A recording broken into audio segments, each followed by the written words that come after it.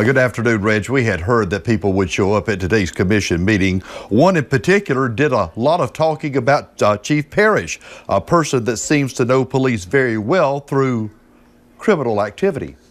Yeah, they started searching yesterday afternoon, and then earlier today they did get a break in the search for those bodies, including the one of a missing 5-year-old child. Well, Reg, Columbia has not been flooded like this in at least over 20 years. In fact, I covered the Great Flood of 1994, and frankly, I don't remember it being this bad. Let me just step out of this shot for a minute. You see the water behind me. You say, well, there in the distance is the Chattahoochee River. Actually, it's not. That is just River Road. You can't see it. It's several feet under that water. Yeah, it was a very tragic scene this morning on U.S. Highway 84, just east of Enterprise. 3 people, including 2 children, are dead. Since yesterday morning, not getting to enjoy Christmas Eve and Christmas Day with their loved ones, knowing that their first priority in their job is to keep people safe. So they've been working around the river and continue to do so to make sure there's as good an outcome as possible. Yeah, from that fateful day, May 15, 1990, there were many turns in the investigation. The probe into the brutal death of a young woman who had just graduated from college. But one of the biggest turns did not come until years later. They're not buying into these allegations, and they want one thing, and that is for Chief Steve Parrish to remain at the helm of the Dothan Police Department. I'm live in the newsroom. Ken Curtis, WTVY, your hometown news leader right now. The man known fondly as Dancing Dave was laid to rest today. He was perhaps as well known as anyone in our area, but not because of position or money. News 4's Ken Curtis tells us what he gave us is priceless. A horse-drawn carriage, a long procession, cars stopping, people getting out and saluting Dancing Dave. Employees left work to get a glimpse. Even a state senator showed up, Harry Ann Smith, bringing 2 quarters with her because Dave danced for quarters. Even Dancing Dave lookalikes. I guess he always make us smile, make us laugh. Try to teach us all how to tap dance. How he dance, yeah. And none of us never learned. Dave Watley wasn't a learner. He was a teacher, teaching us it is indeed more blessed to give than to receive. Death is swallowed up in victory. Oh, death, where is the victory? It's not who you are, it's the love that you spread. And he spread a lot of love and appreciation, and he showed compassion for everything and everybody. One person at the funeral saying it best: if there isn't a bit of Dancing Dave in all of us, there should be. Amen. Amen. Amen. Amen. In Dothan, Ken Curtis, WTVY, your hometown news leader right now. Sometimes it's just amazing what some people can do in their lifetime, but maybe it's what happens after death that is the most amazing. Such is the case with a high school student. News 4's Ken Curtis joins us live from our newsroom with the heartwarming story. Ken? And what a story it is, how one young lady gone for well over a decade still impacts so many.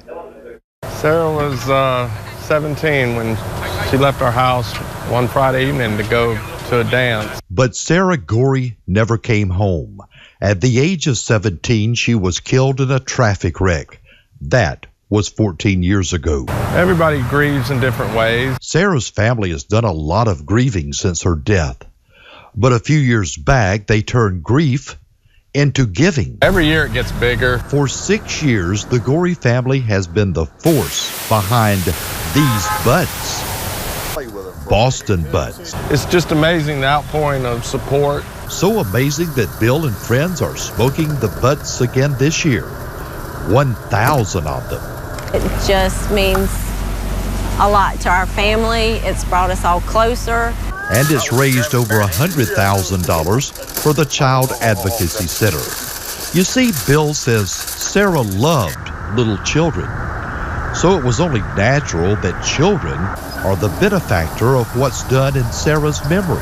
What a better way to celebrate her life and raise money for an organization that needs funding. Bill and Lisa may be the force behind the Sarah Elizabeth Gorey Memorial Gift to Children, But without friends, it makes me feel good. The yearly celebration of Sarah's life, well, it wouldn't happen. This is a great cause. A good friend of mine passed away not too long ago, and he was real big into the Child Advocacy Center, and so I like to help out for that. Helping out not for Sarah, but because of Sarah. 1,000 butts and 1,000,000 memories. And comfort in knowing the eternal flame of Sarah's life, I know she's blessed us, still burns brightly.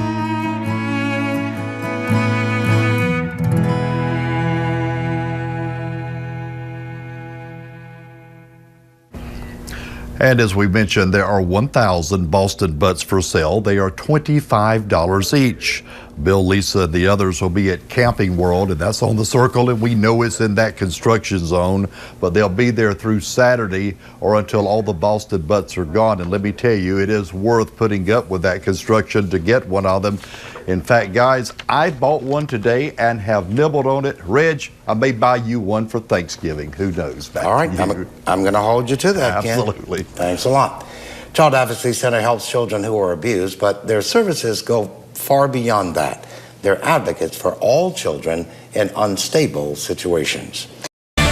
Starving dogs. What you're looking at now is nothing like what we show you coming up. A case of pet abuse. Some are calling the worst ever.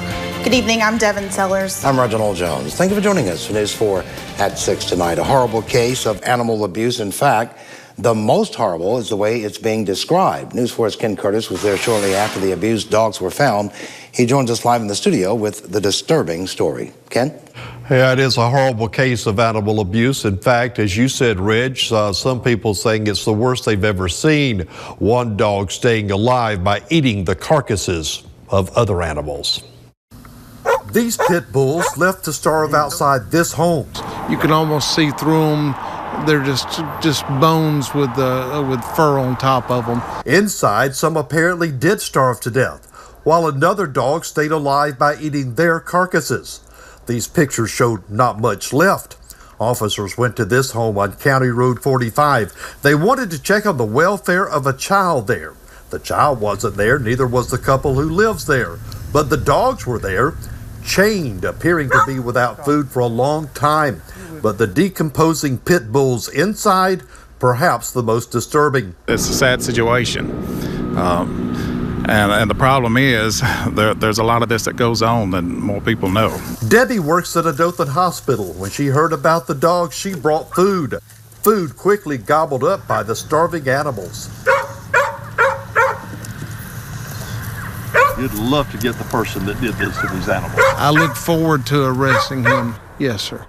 And here's what I can tell you right now. The Humane Society now has possession of those surviving dogs. The man who resides at this home, we're told, is being sought. We're holding his name until tomorrow at the request of the Henry County Sheriff's Office. And I talked to officers today, and certainly Reg and Devin, they're very disturbed by this, in fact, very emotional.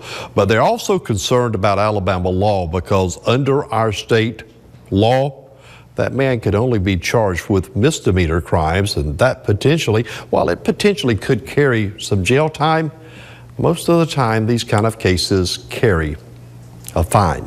Guys. All right. Thanks a lot, Ken. As Ken just told us, there was a child living in that home at least some of the time. It's not known if the child was ever inside with the dog carcasses.